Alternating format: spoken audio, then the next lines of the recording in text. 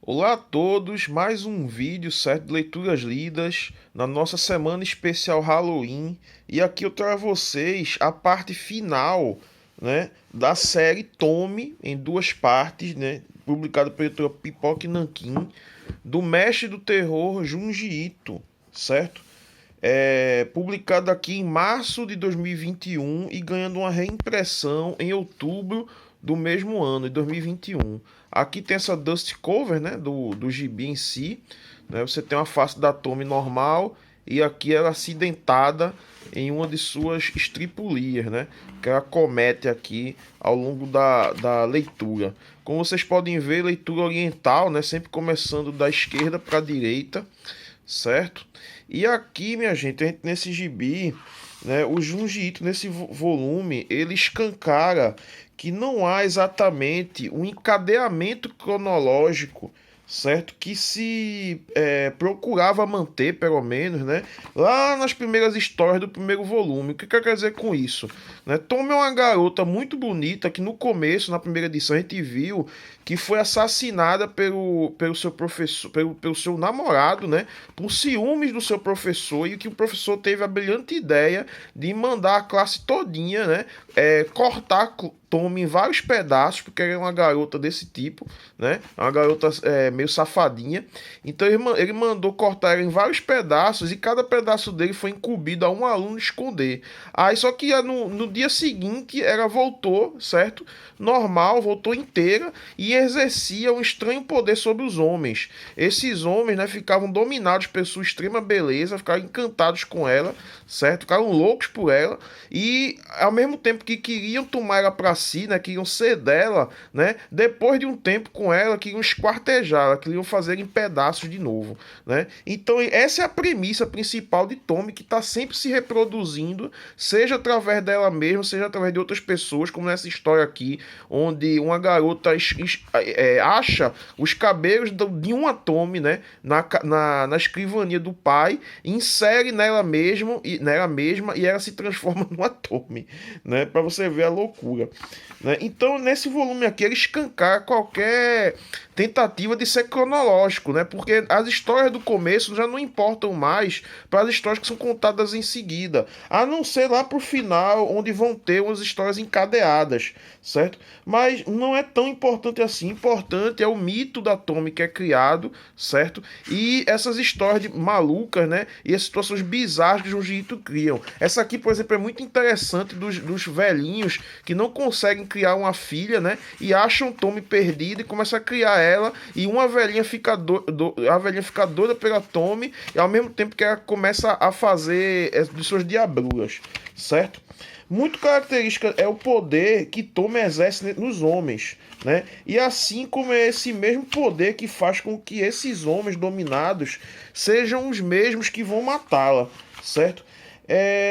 Meio que espécie de uma metáfora, mais do que um terror em si, é uma espécie de metáfora para o comportamento humano, certo? Sejam os mesmos que vão matar esses homens. Uma cultura de violência que se autoalimenta, no caso, né? E se perpetua, né? Como vocês podem ver nos vários casos que acontecem.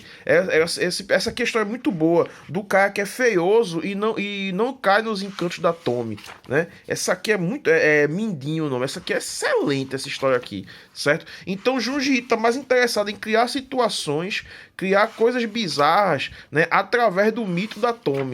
Essa história aqui é muito, muito boa mesmo. Eu acho que a melhor do volume é essa aqui, certo? Onde o caba feioso, ele decepa uma Tommy e cada uma delas vira os dedos, né? E cada uma vira uma Tommy diferente. Só que a Mindinho fica mais feia, que é a mais decepada. Enquanto as outras Tommy fazem bullying com ele, que ele é feio, né? Ele vai e depois ele se sai das Tommies e depois a Tommy começa a fazer bullying com essa Mindinho e ele protege ela. Muito bonito e muito bizarro, certo?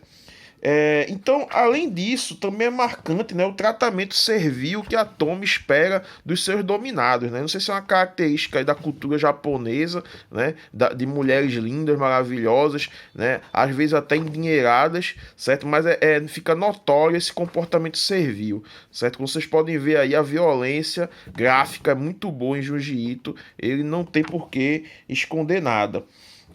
O que sobe além dessa análise, né, essa análise aí digna de quadrinhos na sarjeta, né, embora eu não tenha visto o vídeo dele ainda, né, um vídeo antigo, vou botar o link na descrição, já que eu acho um cara que vale a pena ouvir o que ele tem a dizer, certo? O que sobra são essas situações bizarras e irônicas, né, que Junji Ito joga os personagens, como nessa história aqui que Tomy vira essência pra saque e a galera começa a beber a Tomy adoidado, né? Ou seja, o Junji Ito é foda, velho. É muito foda, certo? Ou então seja numa metáfora para a velhice, certo? Emendando com o mito da criação de Tommy lá para a história final, certo? O que sobra são as situações bizarras, né? Essa aqui também da seita da Tommy, né? Que tem um cara também que resiste, né? Aos encantos dela por causa da morte da namorada e ele termina entrando numa seita de homens da Tommy, né? A conclusão é muito, muito divertida, muito engraçada, por assim dizer, certo? Além de tudo, como vocês estão vendo, uma belíssima arte de Junji Ito, certo? Não fazendo feio, uma arte detalhista, principalmente nos momentos mais horripilantes da história, certo? O primeiro trabalho de Junji Ito, esse aqui, é fenomenal, indispensável, eu diria, para qualquer colecionador e leitor, certo? Que se preze, cara. Esse gibi aqui, se você não gostar, sinceramente, né?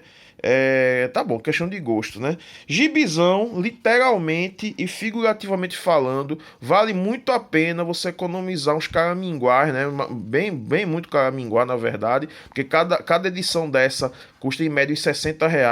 Vou botar o link na descrição do vídeo da última avaliação desse gibi, né? Que foi pelo louco do Nicodemos, certo? E o link do quadrinho na sarjeta falando sobre o gibi, que deve ter uma adição muito boa, né? Sobre ele. E como o primeiro volume também veio acompanhando aqui esse marcador de página bem legal. É isso, minha gente. Concordam, discordam? Diga o que acharam nos comentários. Se inscreva no canal. Aperte o sininho para notificações. Obrigatórios pela paciência. E saudações.